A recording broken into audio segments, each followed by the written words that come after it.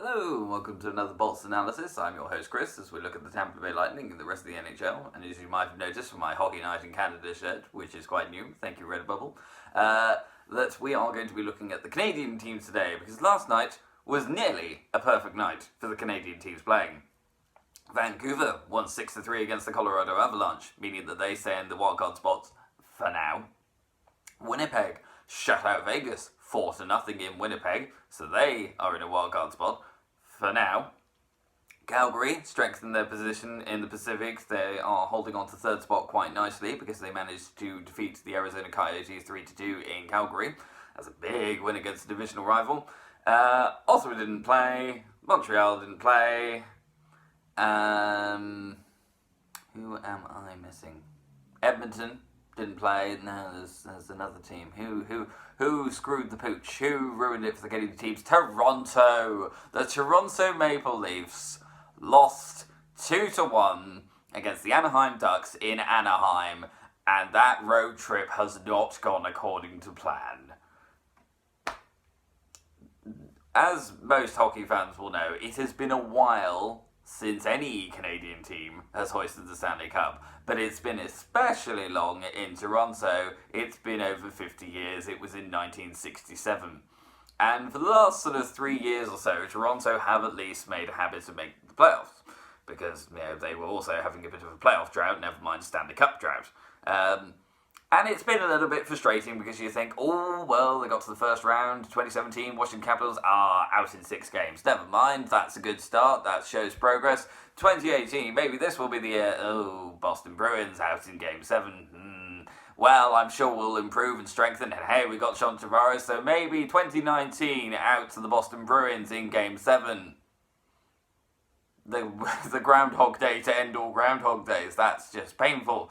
And so in 2020, maybe this is the year, the breakthrough, and they're not going to finish higher than third, are they? I mean, that's if they're trying to finish second, they're going a really weird way about it. If you want to finish second, Toronto, then you beat the San Jose Sharks, you beat the Los Angeles Kings, you beat the Anaheim Ducks. They're 3 of the worst teams in the entire league, never mind the Western Conference. How have you only managed to come out of California with 1 point, Toronto?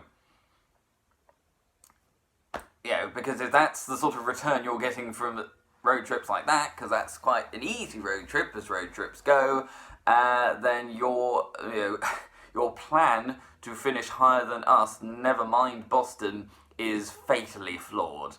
You're going to finish third, I think.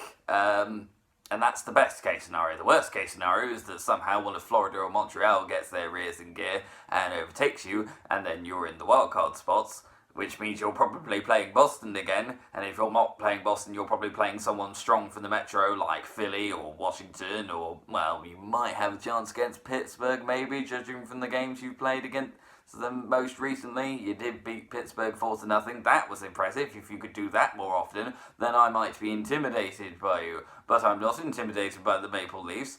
They barely managed to score any goals. They scored 3 goals in 3 games against some of the worst defensive teams in the NHL. And I'm supposed to be intimidated by that? No one's intimidated by that. That's not a statistic that makes you go, oh no, Toronto are coming, help me, run for the hills. No, not at all. I'm disappointed in Toronto. I'm not scared, I'm not frightened, I am disappointed. Because, in terms of seeing the Stanley Cup, Toronto are the best contenders from the East for a Canadian side to win the Stanley Cup. There's no one else at the moment. Montreal are looking quite a long way off, and for me are not consistent enough, and the less said about Ottawa, the better. But at least Ottawa know where they stand. They know they're not playoff ready. They're still playing some fun hockey. Getting a few, decent results here and there, despite the fact that they're obviously quite weak, and they've had to get rid of some of their best players to get by. Pajot, a case in point.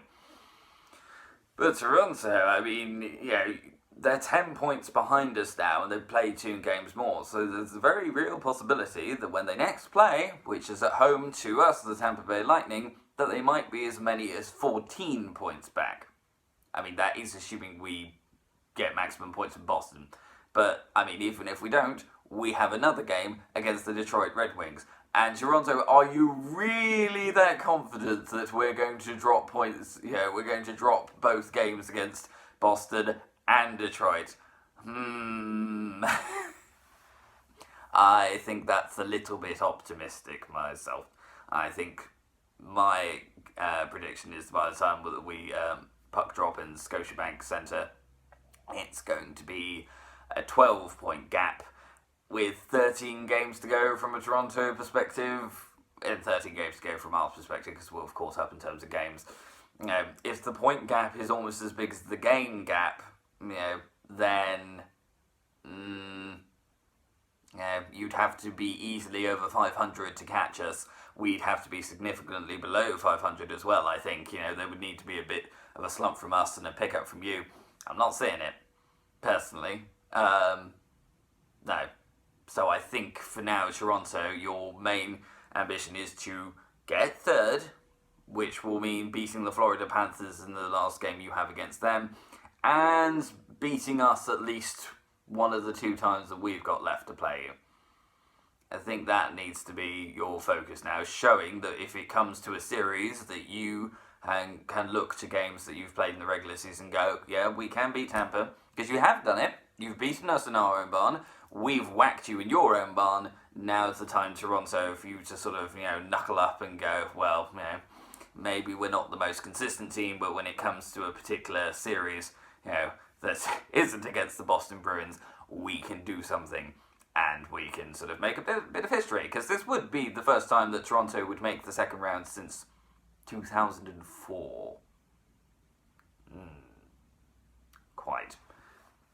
Let's flick it back to the West, because I don't want to be all doom and gloom. I mean, from a Canadian perspective, we at the moment have all 4 Canadian teams from the West making the playoffs. That is fantastic. I don't know when that last happened. I feel like it's been a while. I still don't know if it's actually going to happen, because Winnipeg are in a playoff spot and had a very good result against Vegas, but they have played more games than the likes of Minnesota, than the likes of Nashville, so their hold is kind of precarious. Vancouver also, very good win against Colorado, but that had been preceded by 4 losses in a row. They've thrown some games away recently. The road trip against Columbus springs to mind.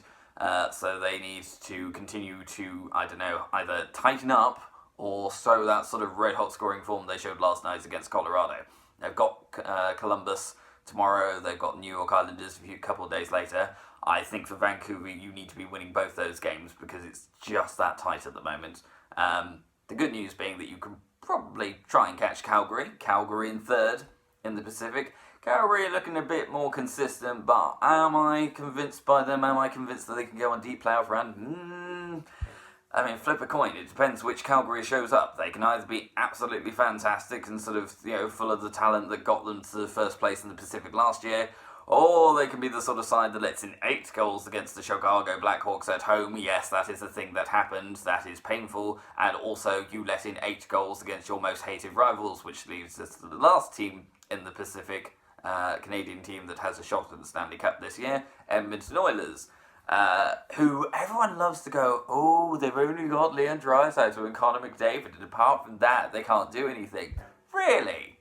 Really? Then why are they second in the Pacific? Huh?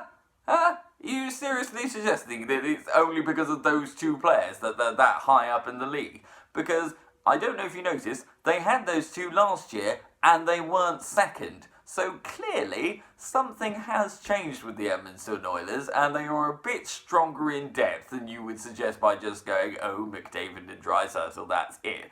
I'm pretty sure Mike Smith is starting to show that he's a much better, consistent performer, in net, because Koskinen isn't quite there, so they're stronger in terms of the goalies. Yamamoto has come in and picked up. They've made some quite good acquisitions at the trade deadline. They've now got Athanasiou. It's always a difficult name to pronounce. I would not underestimate the Oilers.